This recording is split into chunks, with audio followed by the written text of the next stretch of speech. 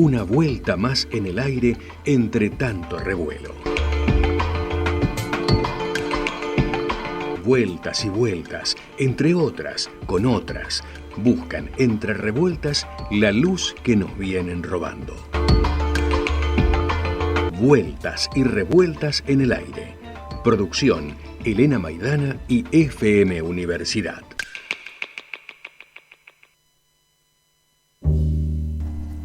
Siete minutos y está Elena ya con nosotros aquí en otro aire.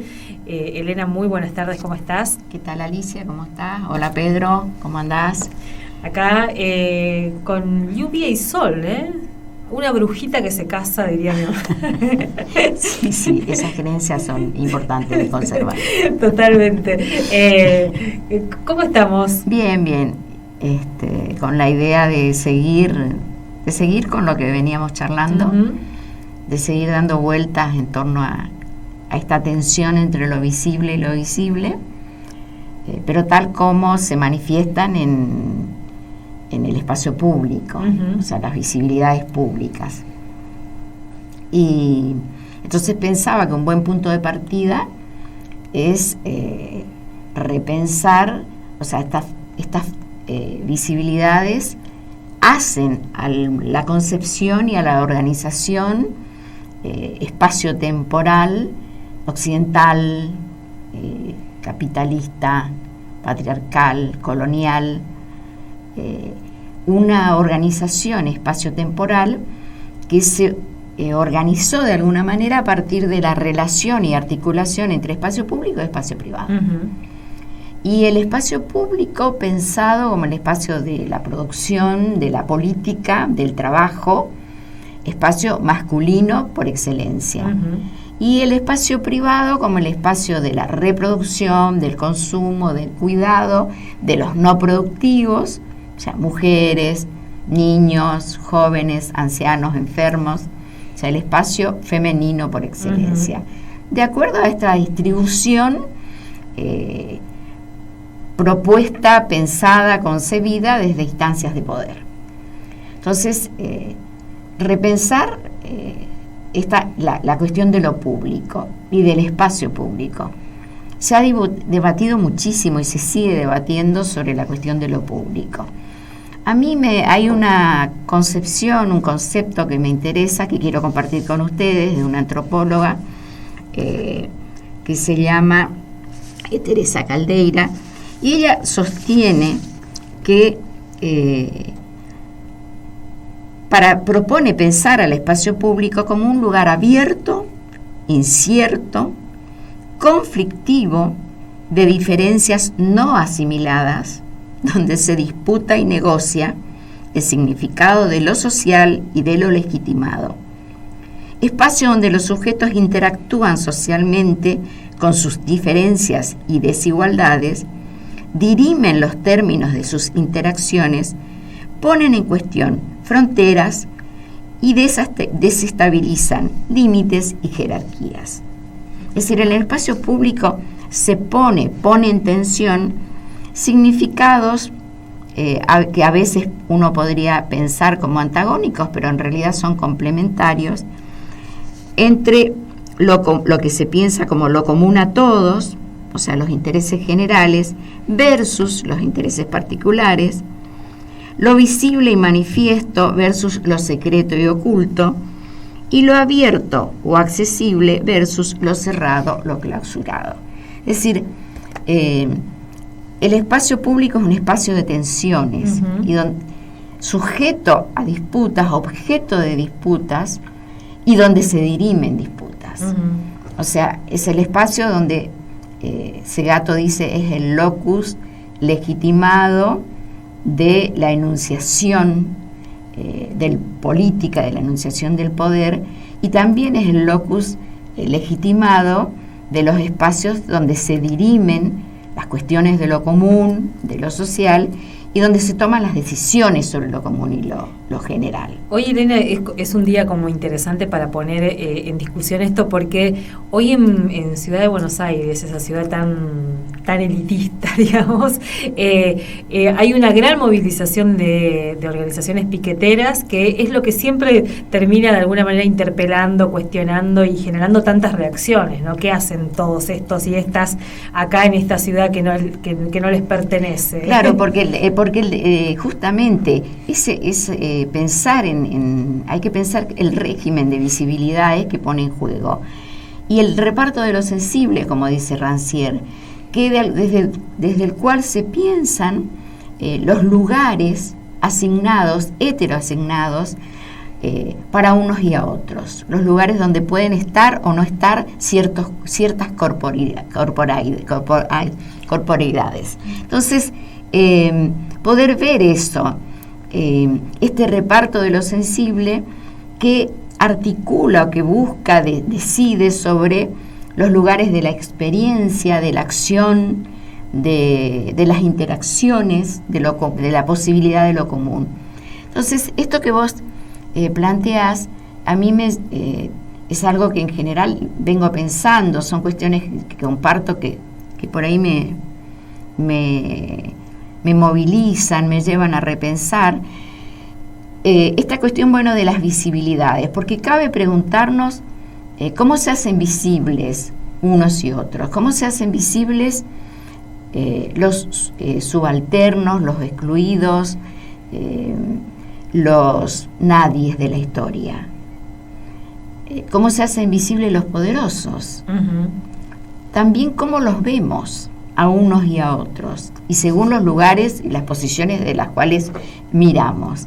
Entonces, uno puede decir que para los subalternos el régimen de visibilidad hegemónica de algún modo plantea como una doble visibilidad, o no verlos o eludir o hacer todo lo posible para quitarlos de la vista, o bien mirarlos en exceso, verlos en exceso, porque en general son esos que están en el espacio público, yendo contra todo mandato, contra todo dictamen, son esos los que son objeto de vigilancia, son los que están en la mira de la policía, de los espionajes. Uno podría decir, están en la mira de la yuta, son el blanco. Sí. Entonces, o no los ven o los ven en exceso, son objeto de la vigilancia policial.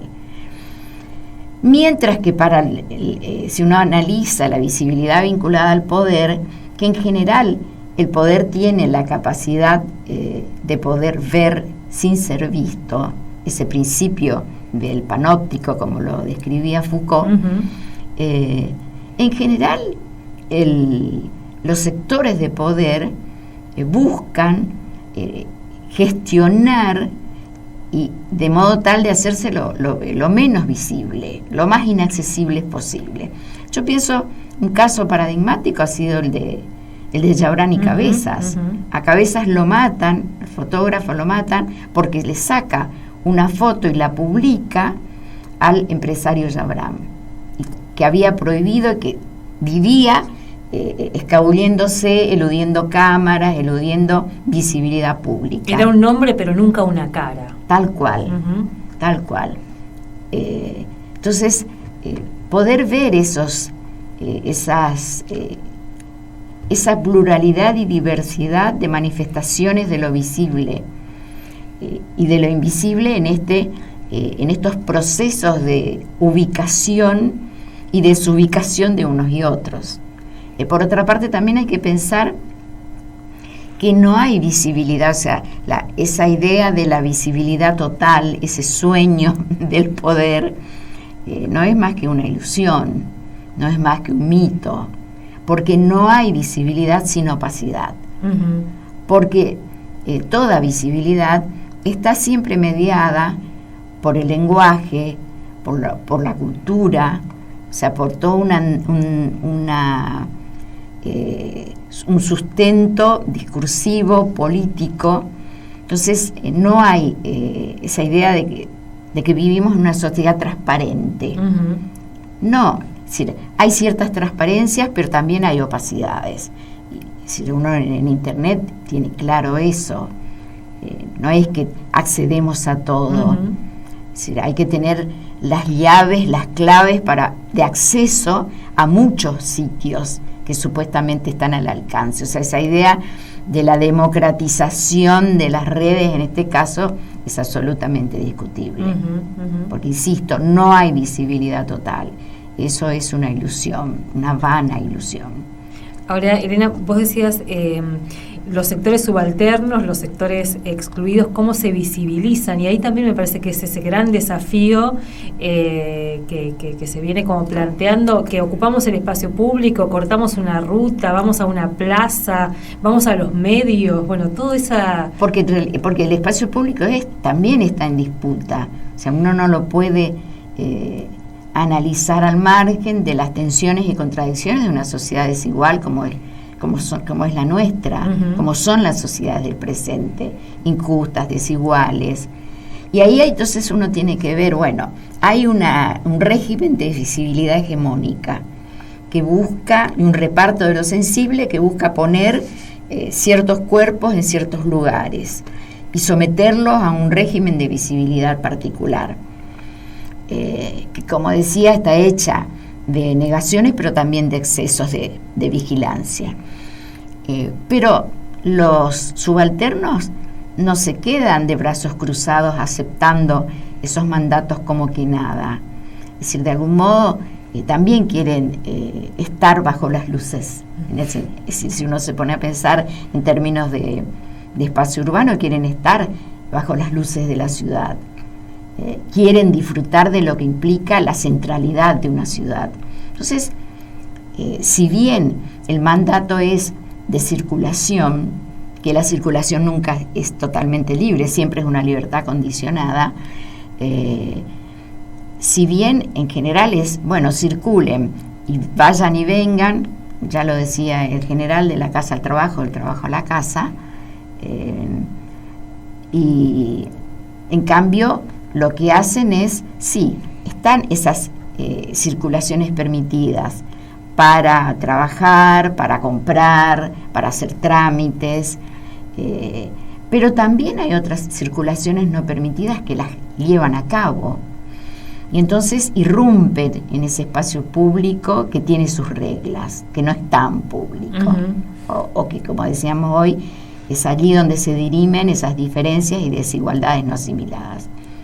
Se instalan, a veces solos, en grupos, con familias, y si no, y eso es lo que creo que más escandaliza, más molesta, se juntan y juntos van salen a las calles, uno diría, y si después está esa imagen, está esa metáfora, invaden la ciudad, invaden el centro, es decir, salen de los lugares periféricos que se les ha asignado y se instalan en el centro. Los traen, los acarrean. Y ahí descolocan todo. Yo creo que el ejemplo el paradigmático de eso y es el 17 de octubre. Es decir, cuando los cabecitas negras, como fueron llamados despectivamente por la oligarquía porteña, salieron del conurbano de Buenos Aires, salieron de las fábricas y llegaron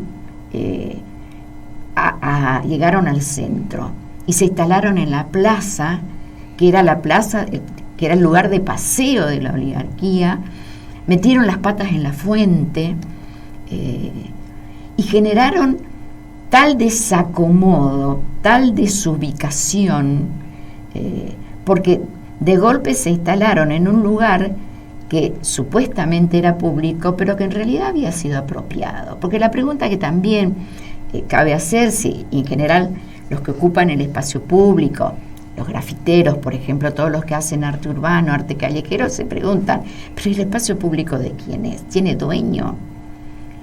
¿Es del Estado? ¿Es de todos? ¿Es de nadie? ¿De quién es?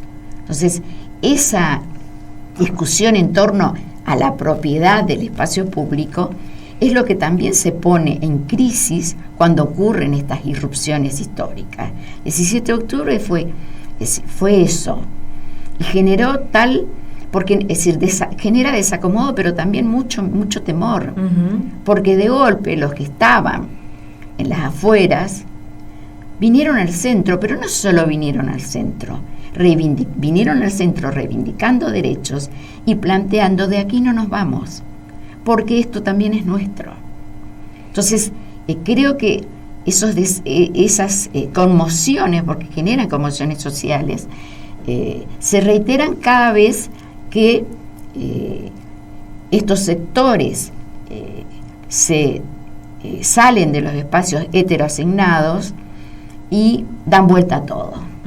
Y dan vuelta a todo con la simple presencia de sus cuerpos juntos en un espacio donde no les estaba permitido estar, a lo sumo circular. Entonces, y allí creo que vienen las respuestas. Si por un lado es el de la vigilancia, la no visibilidad, la vigilancia, también está la respuesta punitiva y la respuesta represiva y atroz. Y porque, insisto, lo que se quiere es que no verlos, y si es posible no verlos nunca más, que desaparezcan de las calles, pero si es posible de la faz de la tierra. Y yo aprovecho, hoy se cumplen 67 años del bombardeo a la Plaza de Mayo, es decir, a la población civil que estaba en Plaza de Mayo, defendiendo a su líder. Y un bombardeo que fue inédito, único en la historia, o sea, que bombardean aviones de la aeronáutica, bombardeando a población civil, desarmada, indefensa. Y ese crimen, que ha sido un crimen, yo creo que vale repensarlo como un crimen de lesa humanidad, quedó absolutamente impune y quedó olvidado. Entonces, aprovecho para traer a colación esto. Por supuesto, hay últimamente, en estos últimos años, todo un movimiento como para traer a la luz, rememorar y hacer justicia. Sí, para eso también, para esos hechos atroces, también vale lo de memoria, verdad y justicia. Totalmente. Entonces, bueno, todo esto creo que hace a estos procesos de visibilidad e invisibilidad que se juegan en el espacio público. Y una de las tareas así que más dedicación se tiene, sobre todo de los poderes, es esta tarea de poner y sacar los cuerpos del espacio público, que también implica poner y sacar los cuerpos de la política.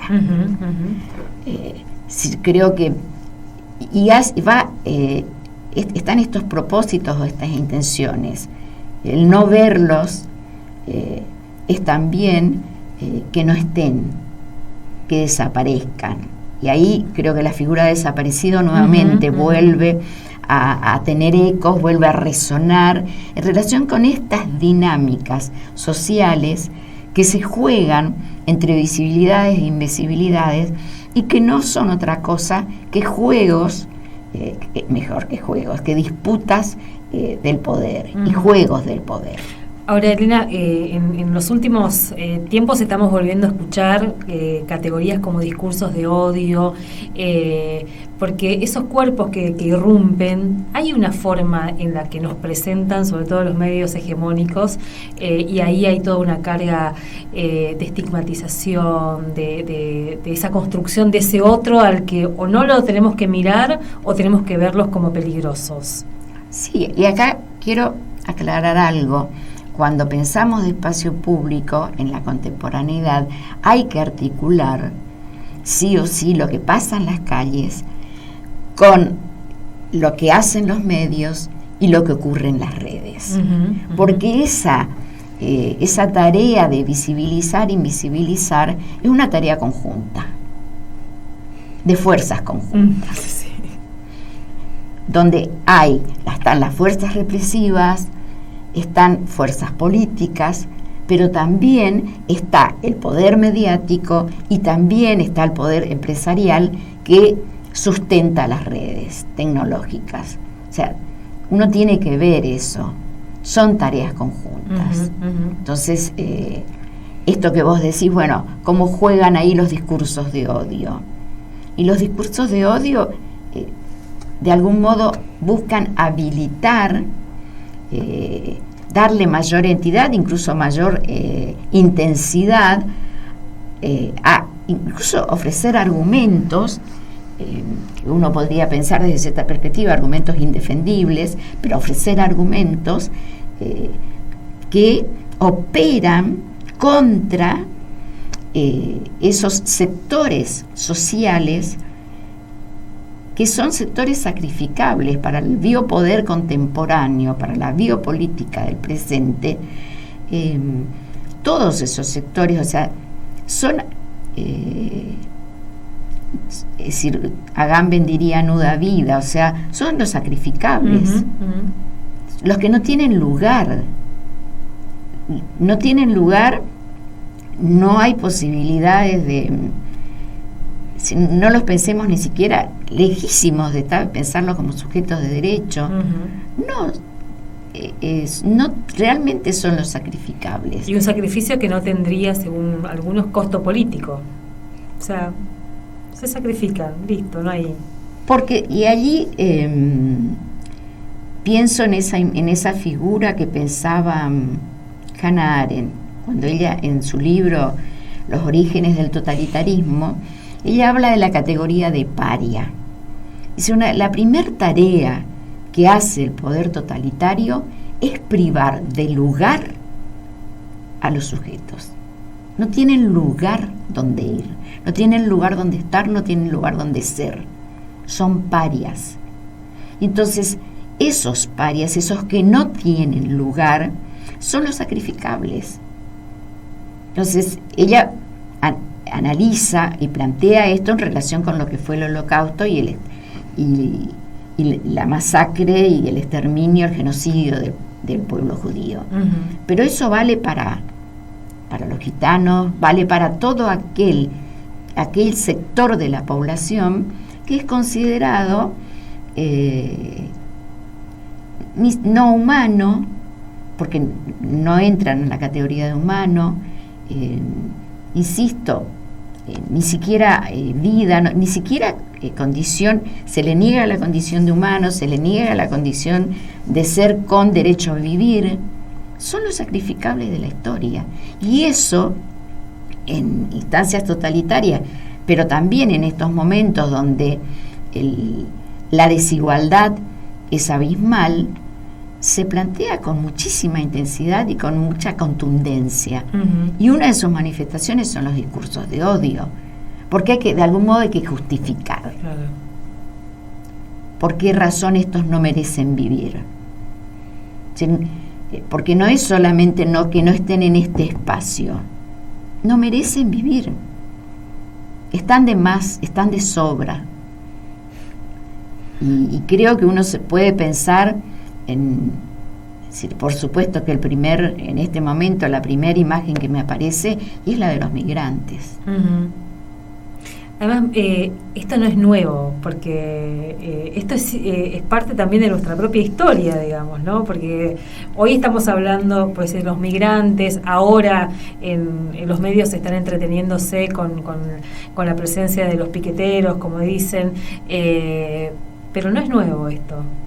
Y porque estas historias de poder y contrapoder, de luchas y resistencias, y no son historias nuevas. Tienen, en todo caso, manifestaciones plurales, diversas, pero esas luchas siguen. O sea, esa dinámica, la dinámica del poder y el contrapoder, insigna la sociedad de maneras diferentes, de maneras plurales. Y bueno, creo que sobre estas cuestiones me pienso esta tensión entre lo visible y lo invisible, que insisto, si uno piensa de los sectores los sectores poderosos, y esto que vos decías, tienen nombre pero difícilmente tengan rostro. No sabemos quiénes son, no tenemos ni idea dónde viven. Incluso esta búsqueda de anonimato, pero también de opacidad, y uno empieza a encontrar como vestigios que por ahí uno puede decir son planteos delirantes. A mí a veces me lleva, digo, pero no estaré delirando. Pensaba, los poderosos se hacen superyates, y con esos superyates andan, recorren el mundo, tienen puertos que son exclusivos, absolutamente exclusivos para ellos. Ahora, en esos superyates tienen helicópteros, submarinos, o sea, están súper,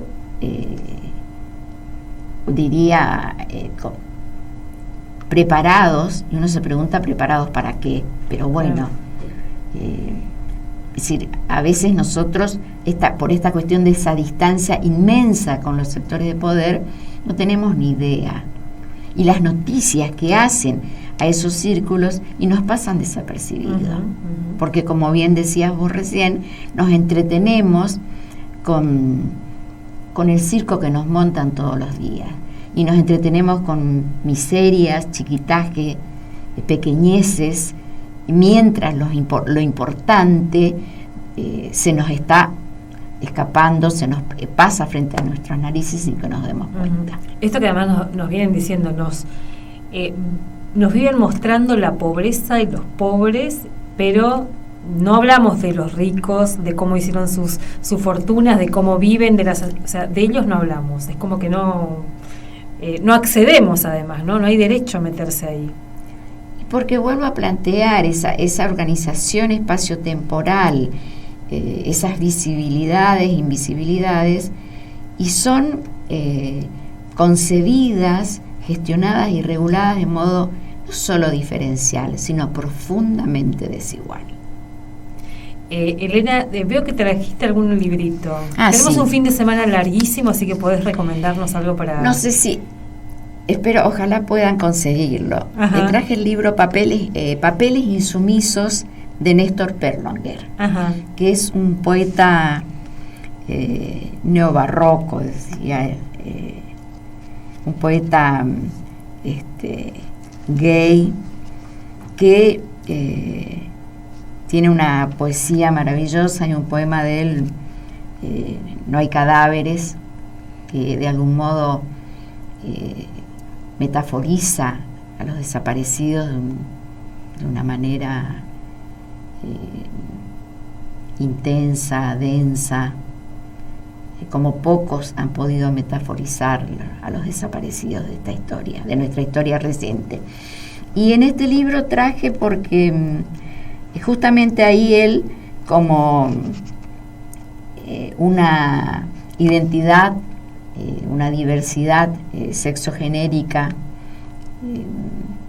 combatida, cuestionada, tiene algunos artículos muy interesantes que él publicaba durante la dictadura bajo el seudónimo de Víctor Bosch. Y, por ejemplo, tiene uno sobre los edictos policiales, los famosos edictos policiales. Tiene otro artículo en este libro sobre Por una política sexual, Todos son policías, que es muy interesante. Todos estos artículos uno tiene que ubicarlos durante, si todavía en la dictadura o los primeros años de la dictadura, pero lo que va marcando es la continuidad entre la dictadura y esos primeros años de la democracia. Y en esta nota, por ejemplo, Todos son policía, que él narra cuando él es detenido en Mendoza por la policía, y es detenido por unos policías de civil, y arma semejante escándalo, porque eso también es un modo, o sea, cuando te detienen hay que armar escándalo para que alguien se entere de que te están deteniendo, eso en la medida de lo posible, cuando se puede. Y él es detenido, bueno, al final lo liberan, y vuelve a Buenos Aires, y después de unos años regresa a Mendoza y ve que todos estaban vestidos, o sea, todos estaban con el pelo corto, vestidos de traje oscuro, muy serios y formales, y termina diciendo que la sospecha que había tenido cuando ni bien llegó era cierta. Todos eran policías. Elena, bueno, dejamos para la semana que viene la continuidad. ¿Seguimos hablando de esto, de lo visible? No sé, voy a ver. Bueno. Por ahí va a estar articulado, pero bueno, recomiendo lean textos de Néstor Perlonger. Siempre, además tiene muchísima belleza y es esa belleza inquietante, esa belleza que inquieta, que desacomoda, que hasta molesta, pica, y es altamente recomendable. Buenísimo. Entonces se llama Papeles insumisos de Néstor Perlonger. Igual, búsquenlo en internet y algunos podrán gustarle, otros no, porque tiene además, sobre todo sus notas, su prosa, que él dice es una prosa plebeya, es una, insisto, es una prosa urticante. Elena, muchas gracias. Gracias a ustedes. Elena Maidana, en Vueltas y Revueltas en el Aire.